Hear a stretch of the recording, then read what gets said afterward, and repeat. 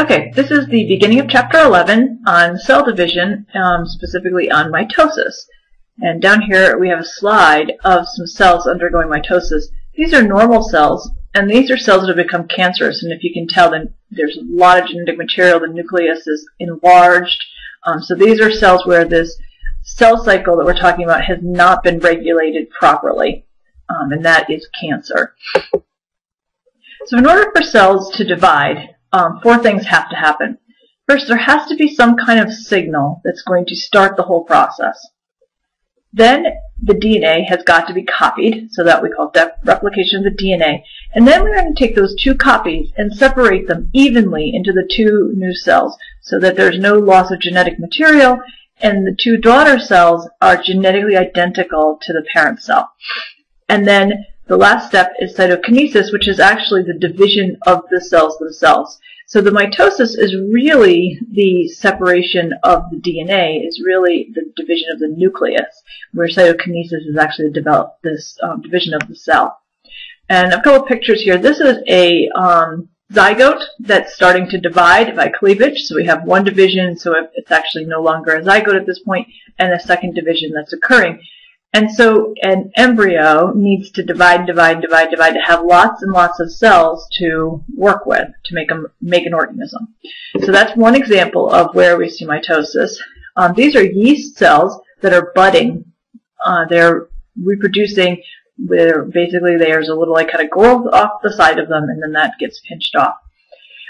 Here we have our root tip. We saw that under the microscope. And here's also when something gets damaged, we have regeneration. So this happens to us all the time, like our skin. If you get a cut or something, it regenerates very quickly. And obviously we cannot regenerate a tail, but this lizard has regenerated an entire tail. Okay, we're going to start with prokaryotes or bacteria, just because they're much more simplistic. So in bacteria, first of all, the signal that starts it is usually an external factor, where when we talk about eukaryotic cells, it's generally an internal factor. There's going to be some kind of chemical internally that's going to start the process. Where for bacteria, generally, it's outside. Is the environment good? Is there enough food available? Is it the right temperature? And those kinds of things are going to signal cell division. The other thing with bacteria is that they only have one chromosome. So here at the top here, we have a bacteria cell, and we have its one chromosome. Now that one chromosome is very, very, very long if we stretched it all out, and it wouldn't be able to fit into a cell if it was not all coiled up. So we see it kind of bunched up here. And this, if we were looking at this under the microscope, we would call that the nucleode region. It doesn't have a membrane around it, so it's not a nucleus, but it's where the genetic material would be found. And then there's one important part on the DNA, and that's called the origin of replication, or the ORI. And that is where replication actually is going to start. So the genetic material needs to get copied so that we have two copies at the end. And so in this case, they're showing you the original copy in a light blue. And now, as we've copied the entire chromosome, the second copy is dark blue. And now we have two origins of replication, one for each of our chromosomes. And the origins of replication then get pulled to the different holes of the cell, and then the cell pinches in. It's kind of like purse strings almost, and it starts to just pull in and pinches off, and we're left with two cells. This cell will almost immediately, if the conditions are good, start replicating its DNA again and start dividing again. In E. coli, this can happen every 20 minutes in ideal conditions. It's a little bit different with eukaryotes. In eukaryotes, we spend a lot of time in between copying the genetic material and the cell dividing. We don't see that so much in bacteria. So here we have, I'll start over on this side, this is the GAP1 or G1 phase. It was called GAP because they thought nothing happened here. When they looked down under the microscope, the cells just seemed to be not doing anything, where in mitosis they could see, like you saw under the microscope, the actual chromosomes separating and whatnot. Turns out this is actually when the cell is doing its cellular job. So all the metabolism, all the cellular activities are occurring here. Well, the other thing that's occurring is growth. So we can think of the G as for growth instead of GAP. So there's a first growth phase, and we're going to come back to this restriction point. But if it passes this restriction point, and not all cells will, If it does, it is then going to copy the DNA, and then it's going to go into the G2, and the cell will eventually separate the 2 copies of DNA, and the cell will divide. Some cells never make it past this point, and they kind of leave, we call it a GO phase. Your nerve cells would be examples of cells like that. Most of the cells in a plant are in that, that are not dividing, and they're not ever going to divide. So they kind of leave the cell cycle. But if they make it past this restriction point, they enter the second part of the cell cycle, which is synthesis. And that is DNA synthesis. So that's where we're copying our genetic material, and that's chapter 13. We'll talk about that in more detail later. And then it goes on to a second gap phase. And again, it's, because they thought nothing was happening, but it is a period of growth, metabolism, the cell's doing its job. The cell's also getting ready for mitosis. So it may be making more membrane, it may be making more copies of chromosomes or mitochondria, making more cytoskeleton and whatnot. It's getting ready for mitosis. And then mitosis is the division of the nucleus, which is then followed by this little sliver right here, which is cytokinesis, or the division of the actual cell. And then we have 2 cells that get pinched off, and 2 cells would go into the gap 1. We call the gaps and the S interphase. So all the brown on my screen are considered interphase. Again, a lot of these things are kind of misnamed, but interphase was like in between the mitosis, so it was in between phase. Where it turns out this is actually where the cell's doing its jobs, right? And I think I covered everything on this screen. Okay. DNA replication usually happens in between the cell divisions. We'll see some exceptions to that. Once the DNA has been replicated, we call the 2 copies sister chromatids, and they are very closely associated with each other. There's actually a chemical that holds them together, and so that they are like next to each other and not going to be separated.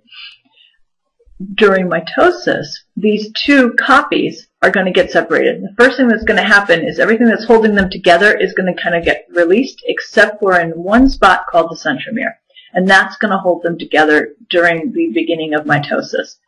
And then, in the middle of mitosis, the 2 copies are going to get separated, and so that you end up with a single copy in each of the daughter cells, identical to the original cell that you started with.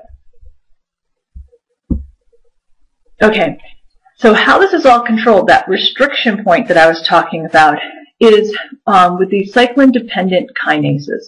So we talked about kinases earlier in the year. A kinase is something that's going to, it's an enzyme because it's an ACE, right? And it's going to catalyze the phosphorylation of something.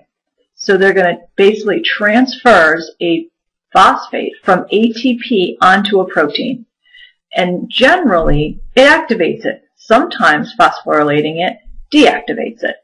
And actually, in this case, it's an example where it's going to deactivate a protein. But anyway, so here's our ATP. The ATP becomes ADP, and this protein right here is then phosphorylated. And here's my little phosphate group sticking on this here. So that's what a kinase does.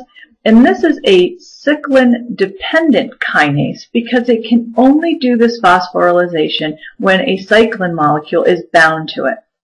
And cyclin, as the name kind of indicates, cycles. So in the concentration of it, I should say, cycles. So cyclin-dependent kinases are around all the time, but they're only active when cyclin is in high enough concentrations. And cycling, the concentration of cyclin, cycles. And that's what controls the division of the cells, or the movement from one part to another in the cell cycle. So we already talked about this R restriction point right here. This is kind of a checkpoint to just make sure, and if you don't pass this checkpoint, you're never going to go into the rest of this. And like I said, a lot of cells never pass this restriction point, and they just go off in this G sub O, and they just do their normal functioning. But if they do pass this restriction point, there's another restriction point with the DNA replication, and it's just a checkpoint to make sure everything is replicated properly. There's another checkpoint just before it goes into mitosis, and then in the middle of mitosis, before the chromosomes, the sister chromatids are separated, there's another checkpoint just to make sure everything is being done correctly. All of these checkpoints, it turns out, are controlled by these cyclin-dependent kinases. And this is this binding to this alters the shape of it so that it has its active site is available for a protein to bind to it, and then it phosphorylates it takes a phosphate from an ATP and transfers it to that protein. And that's what controls the different stages, controls whether the cells will move from one stage to another. When someone has cancer, these control mechanisms are not functioning properly. Okay, so here's just an example of looking at these. So the cyclin is cycling. So this is a picture to show you over time. So cyclin concentration goes up, then it drops. Cyclin concentration goes up, then it drops, up, and then it drops. So when the cyclin concentration is high enough, it forms a complex with the cyclin-dependent kinases, which then act to function. So this is just another picture of that. So here we have the cyclin gets broken down, and so now the cyclin-dependent kinase is not functional.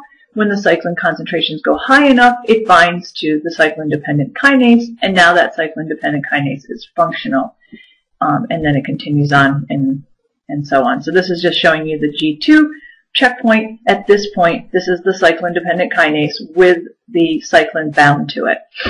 So an example of how this is going to control the cell cycle, there's a couple of molecules, different proteins that we call tumor suppressor proteins. They're really not tumor suppressor, they're normal proteins, but they are identified as molecules that when they were present, the tumors would not develop, and in their absence, tumors could develop.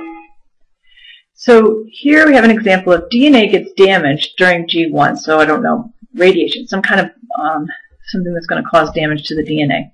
So this P21 protein is made, and this P21 binds to the CDKs that are functional at the G1 checkpoint, that restriction point, and it prevents them from being activated. It halts it to that point. Your DNA has ways of repairing itself, and if the DNA successfully repairs itself, then the P21 protein will be broken down. It will no longer block the CDKs at the restriction point. Those CDKs can then bind to the cyclin, and the process will continue. So that's just an example of how your DNA is, how that's regulated. So I have two questions to just give you some practice. Which processes occur when bacteria cells divide? A, replication of DNA. B, segregation of replicated DNA. C, addition of new material to the plasma membrane. Or D, all of the above.